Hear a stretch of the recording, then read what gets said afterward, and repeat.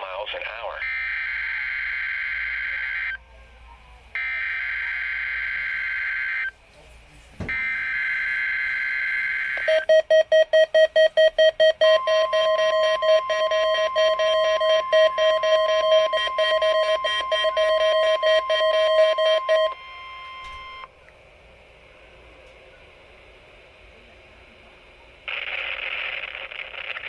The National Weather Service in Chanhassen, Minnesota has just activated the warning alarm on 13 weather radio stations across central and southern Minnesota and west central Wisconsin.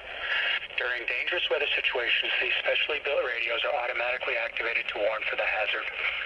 Tests of these radios are normally conducted by the National Weather Service in Chanhassen every Wednesday at 1 p.m. If severe weather threatens the area near the normal test time, the test will be postponed until the next good weather day.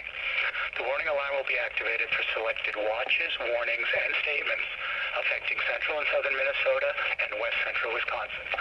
This concludes the test of the warning system. We now return to normal programming.